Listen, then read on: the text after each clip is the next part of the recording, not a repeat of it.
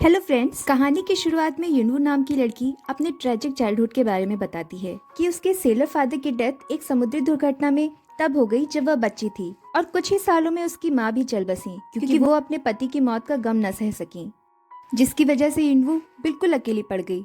माता पिता की मौत के बाद अब जब वह अनाथ हो चुकी थी, वो यह समझ चुकी थी कि वह अब किसी और पर नहीं बल्कि सिर्फ खुद पर भरोसा कर सकती है। तब युनवू अपने आप से प्रॉमिस करती है कि वो अब से कभी भी किसी पर भी डिपेंडेंट नहीं होगी और खुद के बल पर सक्सेसफुल बनकर दिखाएगी। नेक्स्ट सीन में हमें प्रेजेंट टाइम दिखाया जाता है, जहाँ युनवू अपने आप से किया वादा पूरा करती है और एक बहुत ही सक्सेसफुल लॉयर बनती है। उसे लाखों रुपए में एनुअल पैकेज मिलता है और कितना भी क्रिटिकल से क्रिटिकल केस क्यों ना हो, वह उसे चुटकियों में सॉल्व कर देती है। एक दिन एक फेमस कंपनी एचके ग्रुप का चेयरमैन उसे कांटेक्ट करता है क्योंकि उसके बेटे ने एक लड़की को फिजिकली असॉल्ट किया था और वो ये चाहता था कि इस केस में युनवू उसके बेटे की तरफ से ये केस लड़े। ये जानते हुए भी कि इस पूरे मामले में उस चेयरमैन के बेटे की ही गलती है, युनवू ये केस ले लेती है क्योंकि इसके बदले में उसे अच्छी खासी बड़ी रकम मिलनी थी। केस ट्रायल के दौरान वो विक्टिम की मां को डराती है कि कोर्ट ट्रायल के टाइम अगर उन्होंने ये केस वापस नहीं लिया तो वो उनकी बेटी को बदनाम कर देगी, जिसे सुनकर विक्टिम की मां डर जाती है और मजबूरन ये केस वापस ले लेती है क्योंकि वो काफी ऑर्डिनरी फैमिली से थी और वो फाइनेंशियली भी स्ट्रांग नहीं थी। युनवू के काम से इम्प्रेस होकर चेयरमैन उसे एक और डिफिकल्ट टास्क असाइन करता है। वो उसे एक स्लम एरिया को खाली कराने का काम देता है। युनवू कुछ कहती कि उससे पहले ही वो उसे एक लग्जरियस BMW और VVIP प्लेटिनम का अनलिमिटेड कार्ड ऑफर करता है, जिसे सुनकर युनवू बिना एक पल की देरी किए इस ऑफर को एक्सेप्ट कर लेती है। इसके बाद हमें युनवू का आलीशान अपार्टमेंट दिखाया जाता है, जहाँ वो अकेली रहती है। अपने बल पर उसने अच्छी खासी प्रॉपर्टी बना ली थी। इसके बाद वो अपनी नई कार से अपने माँ बाप के मेमोरियल पर जाती है, पर वापस लौटते समय जब वह बहुत तेज स्पीड में कार चला रही थी कि तभी अचानक उसकी कार के सामने एक बिल्ली आ जाती है, जिसे बचाने के लिए वो अपनी कार को मोड़ती है, पर उसकी कार रोड साइड रेलिंग से भिड़ जाती है। नेक्स्ट सीन में युनवू की आंखें एक चमचमाती हुई सफेद जगह पर खुलती है, जो कि एक रेलवे स्टेशन होता है, जहाँ से मरने वालों को आफ्टर लाइफ के लिए भेजने की प्रोसेस होती है, यानी कि हेवन। युनवू कंफ्यूज हो जाती है कि वो कहाँ आ गई है। वो वहाँ पर बैठी एक रिसेप्शनिस्ट के पास जाती है और अपने पास मिले बर्थ कार्ड को दिखाती है। जब वो रिसेप्शनिस्ट उसके बर्थ कार्ड से अपने रिकॉर्ड को चेक करती है तो उसे पता चलता है कि यहाँ एक गड़बड़ हो गई है, क्योंकि एक्चुअल में युनवू का डेथ शेड्यूल तो 2054 में था। रिसेप्शनिस्ट तुरंत जाकर इस ब्लंडर की रिपोर्ट हेवन के डायरेक्टर को देती है, जिनका नाम मिस्टर किम था। मिस्टर किम को जब यह बात पता चलती है तो वो अपनी रिसेप्शनिस्ट पर बहुत गुस्सा करता है और तभी युनवू को भी पता चलता है कि युनवू नाम की एक ओल्ड लेडी की जगह गलती से युनवू को बुला लिया गया है। इस बात पर मिस्टर किम उससे माफी मांगते हैं। युनवू को यह पता चलते ही वो मिस्टर किम के सामने ही हंगामा शुरू कर देती है। मिस्टर किम उसे शांत करते हैं और उसके सामने एक सॉल्यूशन रखते हैं। मिस्टर किम उसे कैंग नाम की हाउसवाइफ की लाइफ को जीने का ऑफर देते हैं, क्योंकि उसे अब वापस अपनी बॉडी में जाने के लिए 30 दिनों के लिए एक ऑर्डिनरी हाउसवाइफ की तरह रहना ही पड़ेगा। पर युनवू एक हाउसवाइफ की लाइफ नहीं जीना चाहती थी, इसलिए वो इस बात से साफ साफ मना कर देती है। पर जब मिस्टर किम उसे ये बताते हैं कि यही एक अकेला तरीका है जिससे वो वापस अर्थ यानी पृथ्वी पर लौट सकती है अपने शरीर में, तो उसे मन मारकर हाँ बोलना पड़ता है। इसके बाद युनवू की आंखें एक अजीब से अपार्टमेंट में खुलती हैं, जो कि शायद एक मिडिल क्लास फैमिली का था। युनवू कैंग की बॉडी में आने के बाद मिस्टर किम से हुई सारी बातें भूल चुकी थी। आंखें खुलने के बाद वो जल्दी से उठती है और उठकर मिरर में अपने आप को देखती है, पर मिरर में देखते ही चिल्ला उठती है। युनवू जब मिरर में अपने आप को देखती है तो अपने अजीब से कपड़े, फ्रिजी हेयर देखकर डर जाती है और जोर से चिल्लाने लगती है। उसकी आवाज सुनकर कैंग का हस्बैंड सुंगवान वहां पहुंचता है, पर उसको देखकर युनवू और तेज चिल्लाने लगती है। थोड़ी देर के बाद जब युनवू अपनी और सुंगवान की वेडिंग पिक्चर्स और फैमिली पिक्चर्स देखती है जो कि वहां रखी हुई थी, तब उसे रियलाइज होता है कि वो वहां पर कैंग को रिप्लेस करके उसकी बॉडी में भेजी गई है, जैसा कि हेवन डायरेक्टर मिस्टर किम ने कहा था। और उसे यह भी पता चलता है कि इस बॉडी यानी कैंग के 2 बच्चे भी हैं, जिसमें एक उसकी टीनेजर बेटी हान्युल और एक छोटा बेटा हारू है। उधर संगवान को लगता है कि उसकी वाइफ कैंग फिर से मूवी देखकर उसकी एक्टिंग की कॉपी कर रही है। अपनी इस नई फैमिली को देखकर और उसके 2 बच्चे होने की वजह से युनवू को बड़ा शौक लगता है। बच्चों के सामने आने पर वो उनके सामने भी स्ट्रेंज बिहेव करती है। फैमिली में सभी उसके स्ट्रेंज बिहेवियर को नोटिस करते हैं, पर उसका एक ड्रामा एक्ट समझकर इग्नोर कर देते हैं। तभी जब युनवू अपने रूम से बाहर आती है तो हारू उसे स्कूल जाने के लिए उसके स्कूल बस तक छोड़ने की जिद करने लगता है। युनवू को ना चाहते हुए भी उसके साथ जाना पड़ता है। हारू को बस में बैठाकर युनवू वापस घर की तरफ जाने लगती है कि तभी कैंग की फ्रेंड्स उसे वापस जाने से रोक लेती हैं और उसे जबरदस्ती अपने साथ पार्ट टाइम जॉब करने के लिए ले जाती हैं। युनवू को उस काम को करने का तरीका नहीं समझ आ रहा था, पर कैंग की फ्रेंड्स की बातों से उसे यह पता चल जाता है कि कैंग की फैमिली फाइनेंशियल प्रॉब्लम से जूझ रही है। बाद में सभी लेडीज मिलकर एक रेस्टोरेंट जाती हैं और वहाँ उनकी गॉसिप शुरू हो जाती है और उसी में वो युनवू को याद दिलाती हैं कि कैसे उसकी शादी 18 साल की उम्र में सिंगवान से हो गई थी। यह सुनकर युनवू शॉक रह जाती है और अनईजी फील करने लगती है और वो वहाँ से निकलकर बाथरूम चली जाती है, जहाँ वो मिस्टर किम से मिलती है, जो उसे कैंग की लाइफ में दखल ना देने के लिए कहते हैं और वार्न करते हैं, और इसकी जगह वो कैंग की लाइफ में खुद को जल्दी से जल्दी एडजस्ट करने की एडवाइस देते हैं। कैंग की इस लाइफ से परेशान होकर युनवू अपनी लाइफ को वापस से लेविश ढंग से जीने का डिसाइड करती है और सुपरमार्केट की तरफ निकल जाती है, जहाँ वो कई सारे एक्सपेंसिव फूड आइटम्स कलेक्ट करती है। पर पेमेंट के टाइम पर उसके कार्ड्स की लिमिट खत्म हो चुकी थी। रात में सुंगवान युनवू के पास आने की कोशिश करता है, जिससे युनवू गुस्से में आ जाती है और सुंगवान को एक अंडर एज गर्ल से शादी करने के लिए और जबरदस्ती उसे बच्चे पैदा करने के लिए एक्यूज करने लगती है। यहाँ युनवू बिल्कुल अपनी रियल इमेज की एक लॉयर की तरह बात करने लगती है, जिससे सुंगवान भी चौंक जाता है। अपनी सारी भड़ास निकालने के बाद युनवू अकेले सोने का डिसाइड करके लिविंग रूम में सोने चली जाती है। अगले दिन युनवू अपने अपार्टमेंट में जाकर एचके ग्रुप के चेयरमैन का दिया हुआ वीवीआईपी कार्ड ढूंढ निकालती है और एक फैंसी क्लोथिंग स्टोर में जाकर अपने लिए महंगे महंगे कपड़े खरीदती है। पर पेमेंट के टाइम पर उसकी आईडी कैंग की होने के कारण और सिग्नेचर मैच न करने के कारण कैशियर युनवू को फ्रॉड समझने लगती है और उस पर डाउट करने लगती है, पर इसके बाद भी वो उसे जाने देती है। नेक्स्ट सीन में सिंगवान जब काम से वापस आता है तो युनवू से बात करने की कोशिश करता है और कन्फेस करता है कि यह सब उसकी गलती थी कि उसने एक अंडर एज गर्ल से शादी की। पर फौरन गुस्से में युनवू से बोलता है कि इसके लिए युनवू ने ही तो उसे फोर्स किया था, और गुस्से से वहाँ से बेडरूम में चला जाता है और वहाँ इतने सारे एक्सपेंसिव क्लोथ देखकर शॉक में रह जाता है और युनवू से गुस्से में उन क्लोथ्स के बारे में पूछने लगता है कि तभी वहाँ पुलिस ऑफिसर्स आ जाते हैं और युनवू को अपने साथ ले जाते हैं। पुलिस स्टेशन में ऑफिसर्स युनवू पर वीवीआईपी कार्ड को चुराने का इल्जाम लगाते हैं, पर सिंगवान युनवू को सपोर्ट करता है और कई सारे लॉ के सेक्शंस एक लॉयर की तरह ऑफिसर्स के सामने एक्सप्लेन करने लगता है, जिससे युनवू को पता चलता है कि सिंगवान भी उसी लॉ कॉलेज में था जहाँ से युनवू ने अपना लॉ कंप्लीट करा था, पर फाइनेंशियल प्रॉब्लम की वजह से उसे बीच में ही अपनी लॉ की पढ़ाई छोड़नी पड़ी। सिंगवान ऑफिसर्स को बताता है कि शायद उसके फ्रेंड कैंग ने गलती से ये कार्ड उसके बैग में डाल दिया होगा, क्योंकि उसे सिंगवान की फाइनेंशियल कंडीशन के बारे में पता था। ऑफिसर्स सिंगवान की इस बात को एक्सेप्ट नहीं कर पा रहे थे, पर उनके पास कोई भी एविडेंस न होने के कारण मजबूरी में युनवू को छोड़ना पड़ता है। पुलिस स्टेशन से बाहर आने के बाद सिंगवान युनवू से पूछता है कि क्या उसका किसी और के साथ अफेयर चल रहा है, पर युनवू इसके लिए मना कर देती है और सरप्राइजिंगली सिंगवान इजीली उसकी बात पर बिलीव कर लेता है और प्यार से उसका सर भी सहलाता है, जिससे युनवू सरप्राइज रह जाती है क्योंकि किसी ने कभी भी उसका सिर प्यार से नहीं सहलाया था। तभी मिस्टर किम वहाँ अचानक से आ जाते हैं और उसको कैंग की अच्छी खासी लाइफ 48 घंटे में ही लगभग बर्बाद करने के लिए ताने मारने लगते हैं। जाने से पहले मिस्टर किम उसे कैंग की फैमिली के साथ अच्छे रिलेशंस बनाने के लिए वार्न करते हैं, वरना वो उसे आफ्टर लाइफ के लिए भेजने की धमकी भी देते हैं। नेक्स्ट सीन में सिंगवान युनवू को अपनी डिस्ट्रिक्ट ऑफिस पार्टी ज्वाइन करने के लिए पूछता है।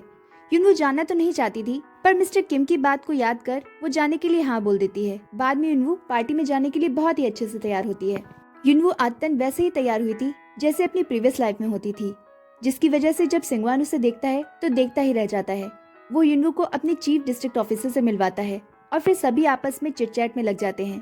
ग्रुप टॉक में अच्छा मौका देकर सिंगवान सबवे के चारों ओर बैरियर बिल्ड करने का प्लान ऑफिसर के सामने रखता है, पर उसकी प्लानिंग सही से समझाने से पहले ही उसका बॉस चोई उनकी कन्वर्सेशन में टपक पड़ता है और ऑफिसर के सामने ही उसके प्लान को रिफ्यूज कर देता है और बदले में खुद के फायदे के लिए फुटपाथ को रिनोवेट करने का सजेशन देता है, क्योंकि इससे उसके पैसे बचते। ये बात युनवू को भी बुरी लगती है और डिनर के टाइम कन्वर्सेशन के समय युनवू सिंगवान को सपोर्ट करती है और डिस्ट्रिक्ट ऑफिसर को बैरियर वॉल बनवाने के लिए कन्विंस करने की कोशिश करती है और कहती है कि कॉमन लोगों को इसकी ज्यादा जरूरत है, जबकि फुटपाथ के रेनोवेशन का काम बाद में भी हो सकता है क्योंकि वो अभी ठीक हालत में है। जिसकी बात सुनकर चोई चिढ़ जाता है और वो डिनर के बाद उन दोनों से मिलता है और सिंगवान का यह कहकर मजाक उड़ाता है कि तुम अपनी वकालत के लिए अपनी वाइफ को लेकर आए थे।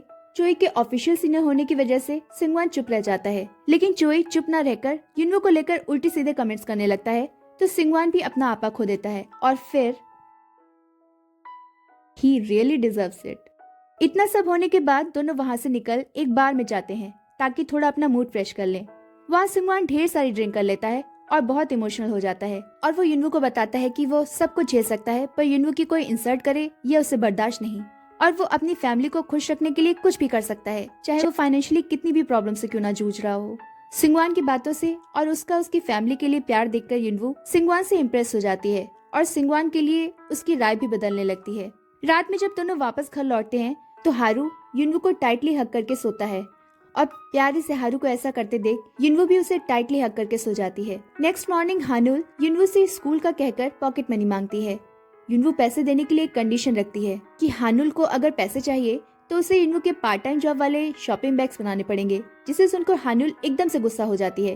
पर क्योंकि उसे पैसे चाहिए ही थे तो वापस अगले दिन सारे बैग बना डालती है। उसके काम से खुश होकर युनवू हानुल को उसके अच्छे खासे पैसे दे देती है। कुछ समय के बाद हानुल अपने बॉयफ्रेंड क्यों के घर जाती है, जहाँ उसके बॉयफ्रेंड के मम्मी पापा घर पर नहीं थे। क्यों हानुल के पास आने की कोशिश करता है, पर हानुल के अनकंफर्टेबल फील करने पर वो पीछे हट जाता है। पर तभी हानुल की नजर वहाँ पर छिपे हुए एक कैमरे पर पड़ती है और वो ये भी देखती है कि क्यों के फ्रेंड्स भी वहाँ पर हैं और वो छुपकर उसकी रिकॉर्डिंग कर रहे थे। यह देखकर हानुल घबरा कर वहाँ से भागने लगती है, पर क्यों उसके बाल पकड़कर उसे पीछे खींच लेता है।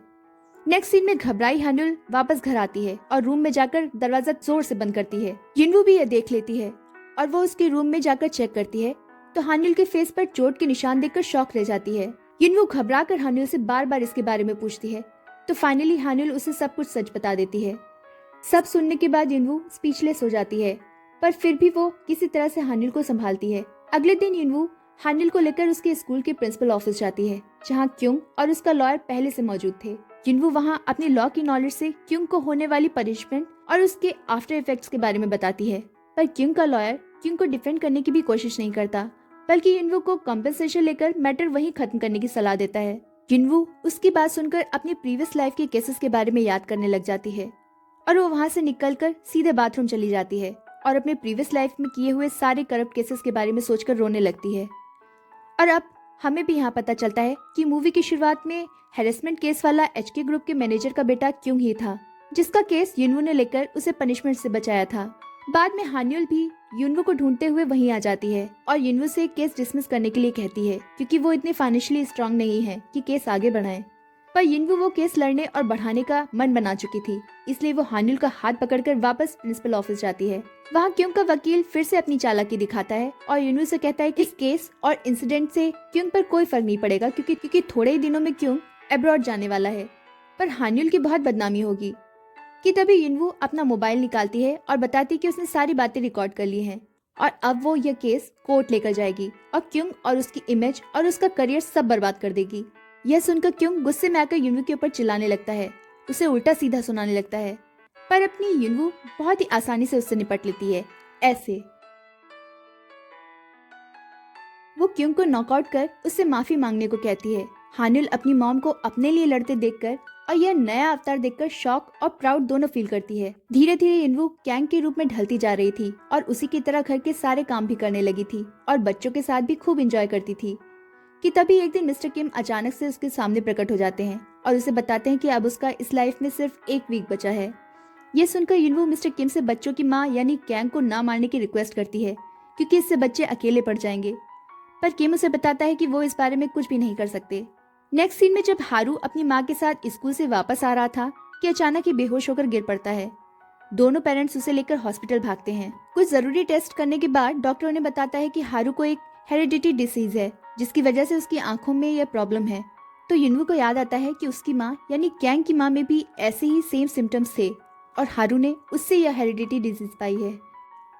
अगले दिन जब सेंगवान और युनवू दोनों ही हारू के ऑपरेशन खत्म होने का इंतजार कर रहे थे कि तभी मिस्टर किम वहां अचानक आ जाते हैं और युनवू को अपने साथ बाहर ले जाते हैं। वो उसे बताते हैं कि उसका डेथ डे आज और अभी आ गया है और तुम्हारी डेथ जल्द ही एक कार एक्सीडेंट में होने वाली है।